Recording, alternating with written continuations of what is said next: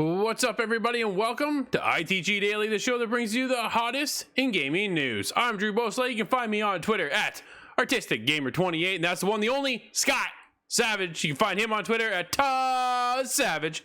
Scott, happy Monday, brother. What's happening today? Oh, getting excited for games coming out, games that just came out. We're in a good season right now. It is the hot zone we're getting into once again, isn't it? It's the holiday season is just slowly approaching, but with it comes a bevy of huge game releases, man. We're on to some new stuff. Go check out InsideTheGame.ca. There you can check out my Deathloop review, because that is now alive as well. It's also on this week's episode, of course. But dude, there's just everything's going on right now. It's a hot time.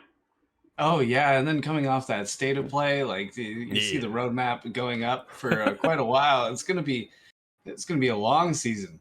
Absolutely, and of course, dude, it's September 17th and 18th. I'm talking about the one and only, the big game, the charity stream for big brothers and big sisters. We're gonna be live 24 games in 24 hours. Special guests, NFL superstar Shane Vereen, Brock Vereen, they're going to be joining us. They'll be going with Corey and Adam for some Call of Duty. Oh. Yeah, so they'll be there. We got some other guests joining us as well, community members. It's going to be a great time.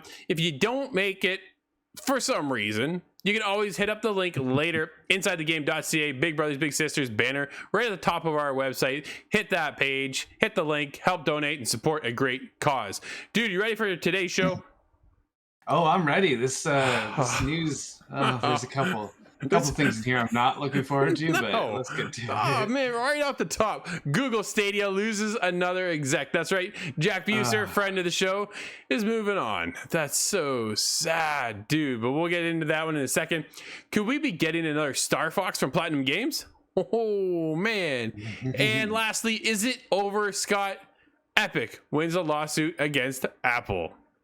Man, that's been a long time in the works. It certainly has. But why don't we get started with Google Stadia, because it's some unfortunate news.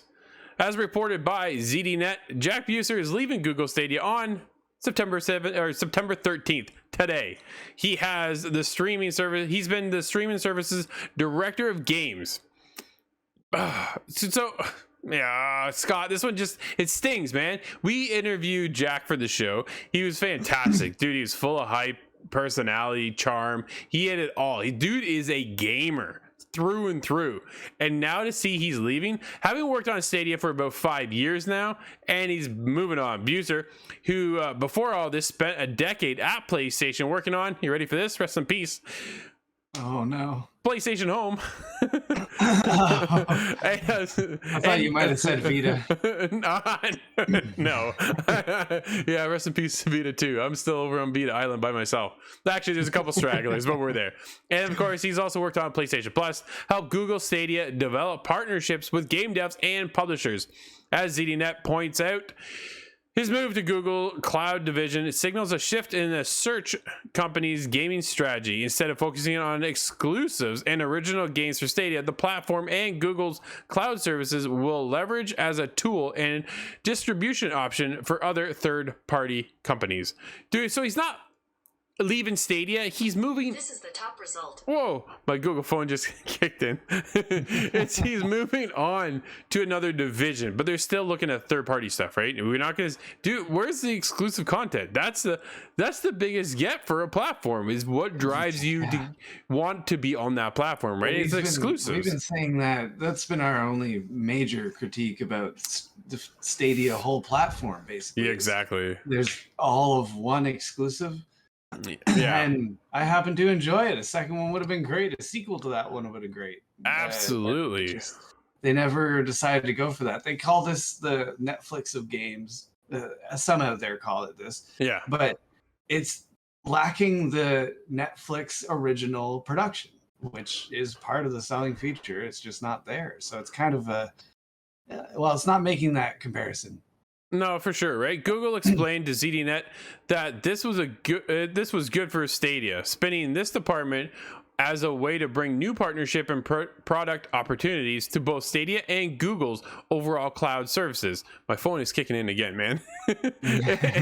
But it's hard to see another high-level exec jumping ship from Google Stadia as a good thing, especially after numerous other execs and workers have left the company in the past year, including high-profile folks like game designer Jade Raymond. Dude, she's moved on. John Justice, like everybody's moved on. Now, Jade Raymond, though, hired to be a part of that first party production for games, obviously closing down that division, just kind of left her without a job. So she went and started her own company. Place for her. They didn't find place for her in the Google Cloud services, but it could just be a whole other situation entirely. But we were excited hearing these people had joined the team and were bringing some expertise, some skills across, and it just did not come to fruition. It's really just a shame. It's a letdown for all fans. Of what it could be. Yeah, absolutely. Yeah. Dude, that was building the whole portion of the hype, right? Because if you followed Jade for years like I have and like you have, dude, we know her background, right? We know her history, and we know she's had some stumbles. EA being one of those stumbles, you probably should just never join them from the sounds of things, which is unfortunate. But you know, you follow her with high hopes, creating Splinter Cell Blacklist, creating Assassin's Creed. I mean, some of my favorite franchises of all time. So I'm following Jade wherever she goes. And then she gets over here to Google. And I'm like, yes, you guys got Jade. I asked Jack at the time when we interviewed him for the show, how big a move was it to get Jade? He goes, dude, it was huge. Like, just huge, right? And then what? They close up her whole department. It legitimizes the department having somebody with that kind of pedigree on there, and it just was not utilized. No, not at all. And in fact, we've mentioned Splinter Cell now, and I'm gonna have to play Blacklist. Well, that's dude, that got bumped to the front of the line now. Just like that. Google it was going to be Chaos Theory, but no.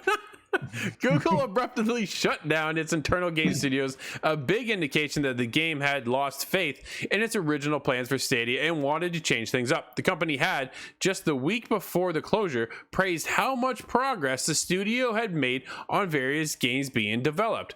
Man, around the same time, it was reported that Google Stadia's 2019 launch had underperformed its target sales by hundreds of thousands of users, despite spending tens of millions of dollars to secure ports of big blockbuster games like Red Dead Redemption 2.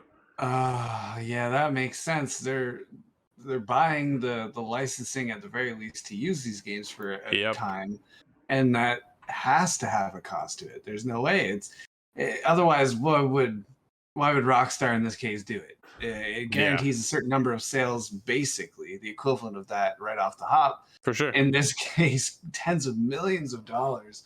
I don't know if that would have just been Red Dead alone, but I'm sure it's not. But a lot of those zeros are Red Dead. Yeah, absolutely.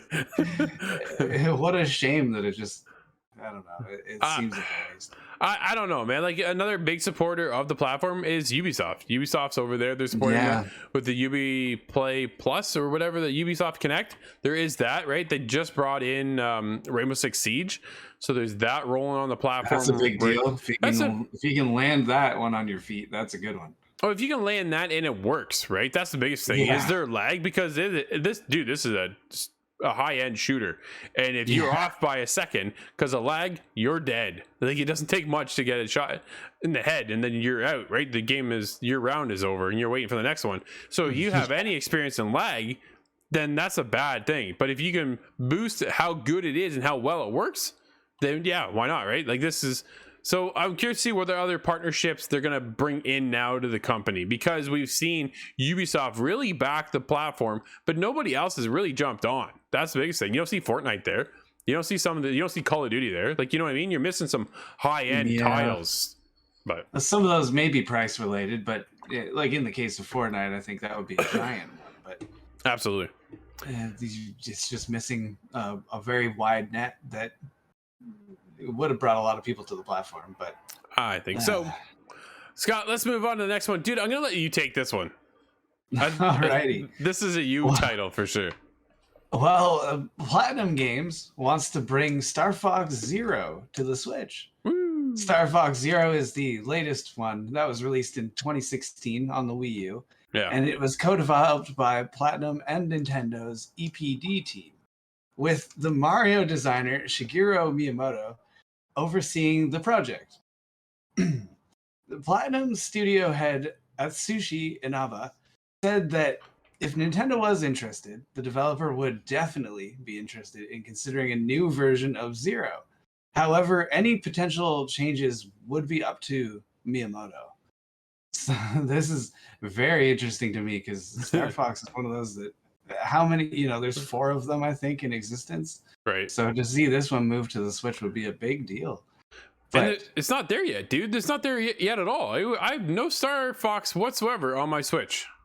Yeah, it just doesn't exist. And even if they started it up tomorrow, I don't know how long that would take to come to fruition. So we'd be on the Switch Pro by then. Yeah, the Super Switch. Super Switch is alive. But they asked, Inaba was asked more about if they'd be interested in bringing it to the Switch. And he said, it's not cool that people aren't able to play older games just because they're locked out of the platform. So, of course, if anything was possible, we'd like to bring over any of those older titles to the newer platforms. Oh, that is a big deal because there's a lot of Metroid Prime that I think is rumored to be coming over, but I can't confirm that at this moment. But yeah, I hope there's that enthusiasm to bring those things forward, and it's not just Inaba and Miyamoto. I hope it's across the board. There's a lot of Nintendo properties that need to come back, like F-Zero. Well, so it's funny. If there's one company who's gonna make you buy their games over and over again, it's Nintendo. So some people joke and say it's EA, but no, you would be wrong, sir. Yeah, it's definitely Nintendo. They're good at doing that, right? In a new remaster, take my money. Skyward Sword. I can't. You can't win them all. I can't. Well, and neither can Apple because Epic wins a big lawsuit against the Apple industry giant.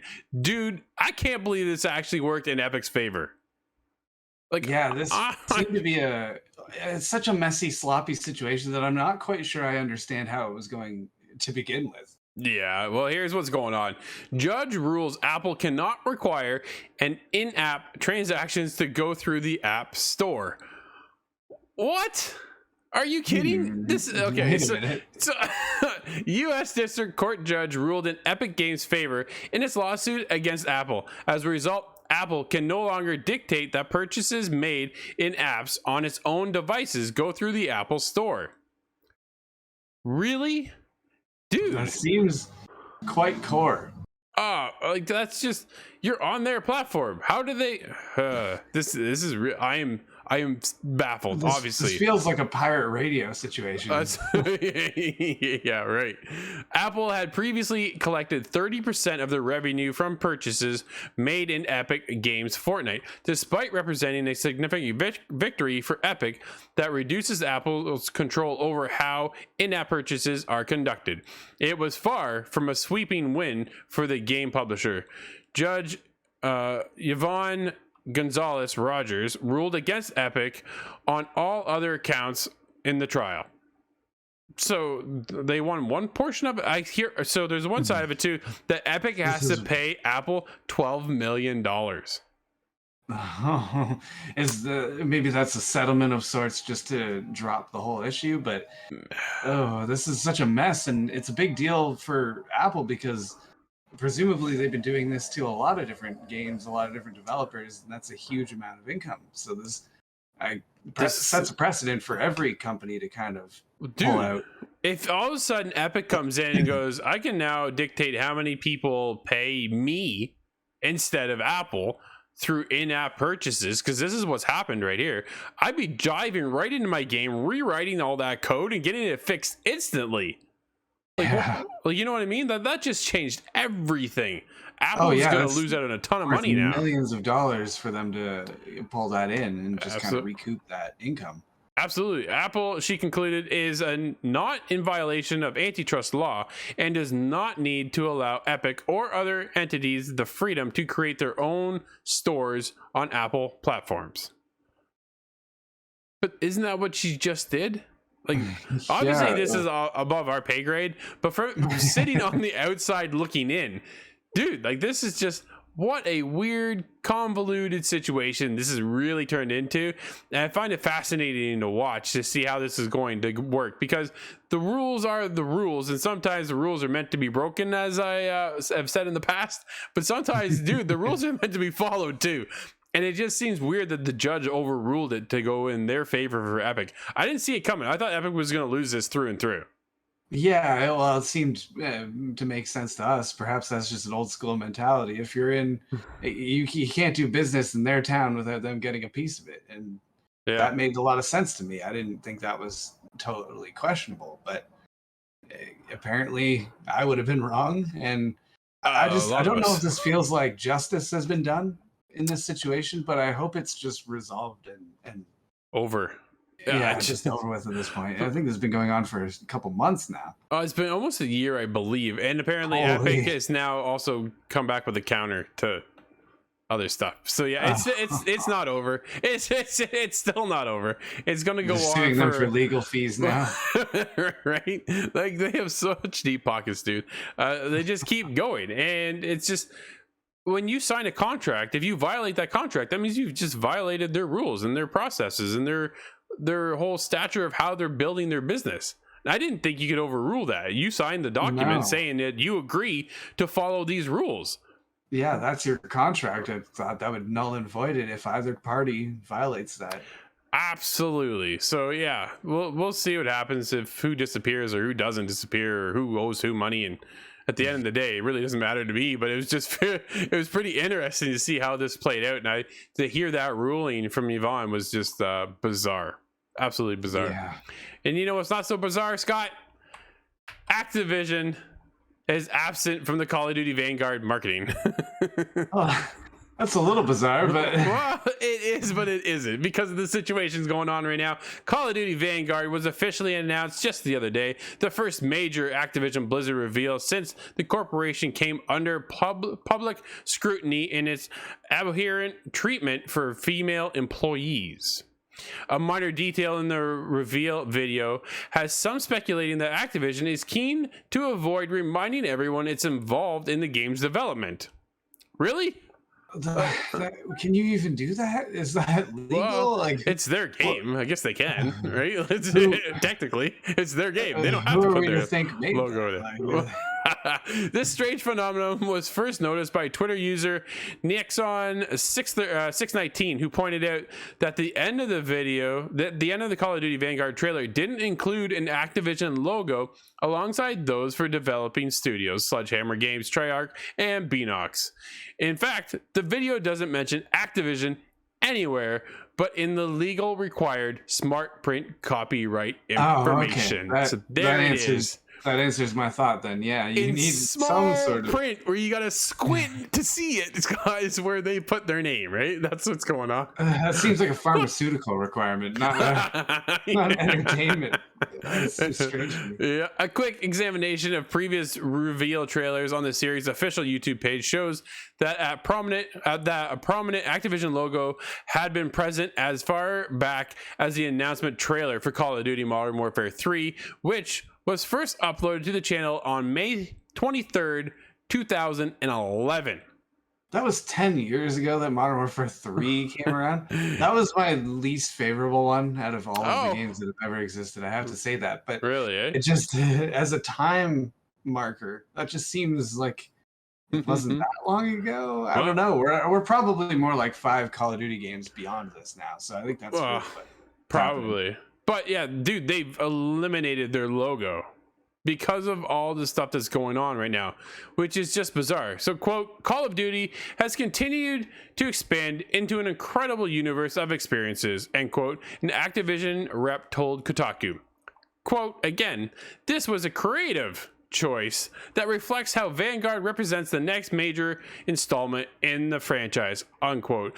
I call bull crap on that entire statement. The only reason why the Activision logo is not there is because of all the stuff that's going down right now with Activision and the fact that they're getting sued and this whole the way they're treating their employees, right? Like we've been over this discussion. I don't really want to get into that, but that's why it's going on, Scott. That's why you don't see an Activision logo. They've sullied the name, and rightfully so. It is sullied, and now it's just they're trying to pull their influence from it just to not associate. It just seems like again, who are we to believe made this game then? Everybody knows. So is it really, to what end is this creative happening? But choice? I'm thinking what this really translates into is, Vanguard represents the next installment of the franchise. I think this is a way of carefully wording their apology. This is, we're turning a new page. We've changed. Better our employees, this, that, and the other. And I hope that's all correct. But I think hopefully this is just a strange posturing way of saying it.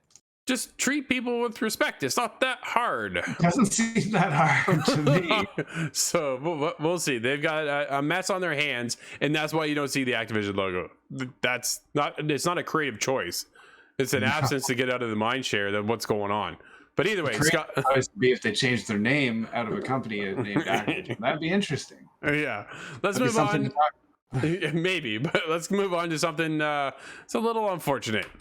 We'll have to wait a little longer to see a Metal Gear Solid remake on PS5. Metal Gear Solid was an integral game for the modern gamer back in the day, Scott. Dude, Metal Gear just say that again. Honestly, it changed my life. Like it really did. And there's a reason why Snake's tattooed on my arm. But that's a whole other. You don't have a Mario sleeve, but no, I got a half sleeve of Metal Gear Solid instead, so that's the way that one goes. But it's unfortunate. The rumor Metal Gear Solid remake on PS5 was a no-show during the PlayStation showcase last week. We did, however, get a massive reveal in the form of the Knights of the Old Republic. Scott, that was pretty cool, dude. That was, of course, a huge announcement, but Can you imagine how hard the ground would have shook if a new Metal Gear Solid remake was? That would have been a seismic event just by the sheer hype of the scenario. Absolutely, right? Perhaps Metal Gear isn't quite ready to show, or maybe Sony would want to make an even bigger deal about the reveal. Dude, it's a huge reveal. If they can get this to go. Now, there are speculations that it's Blue Point Games working on it, right? Who are known for their remasters. This is what they do, right? Demon Souls, you name it. They've remastered so many beautiful, incredible games. And not only if Demon Souls can do it, then if they could do Demon Souls and that was trusted, and I believe that was well received. I have not checked it for myself. Absolutely was. I think they kind of nailed the mark on that one. So I really hope that this scenario would go to Blue Point Games, because I think they would not fumble the ball in this scenario. Because that would just be a tragedy for the whole human race. Man, that would, I would lose it, Scott. I would lose. I would continue my sleeve. No, we would have to stop this whole production, and just we are going to create the next Metal Gear. That would be nice. That'd be new nice. Project. Yeah, that's right. Goodbye inside the game. That's but honestly, it's something I think that PlayStation needs at this point. I know they have a phenomenal lineup. Like we saw the showcase, right? They're not hard on good games that are coming. We're getting another Spider-Man 2, has Venom in it. Dude, they just revealed Wolverine, which was great. Incredible. Dude, what the Wolverine one. Right? Yeah, there's a lot in the lineup in the world of PlayStation, and if they can add this in, dude, it's just another feather in the cap that just boosts PlayStation to that next level of, hey, we are over here for a reason, and you want to join the PlayStation family because you're not going to get it anywhere else.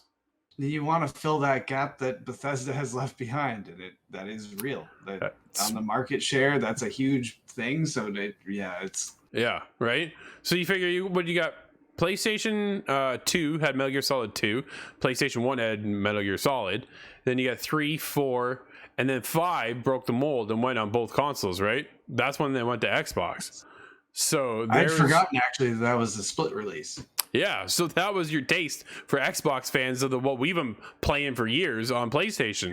So here you go. And then all of a sudden, well, exactly, right? So then there you go. When you all of a sudden you move into the world of PS5 and you get a remake of the original, dude, it would just blow up. And there's just another one that Sony can boost again, that they have such an incredible lineup for, right? They could sell that game, that remaster, for $500 a disc, and it would still go. And they better not stop there. I want to see 2 redone, 3 redone. Can you just imagine? Snake Eater is my 3 favorite, man. But that's can you imagine it in Unreal 5? Oh, but Scott, dude, that's gonna have to wrap up today's show. Everybody, thank you for hanging out with us. Of course, this has been ITG Daily, show that brings you the hottest in gaming news. I'm Drew. That's Scott. We'll see you tomorrow inside the game.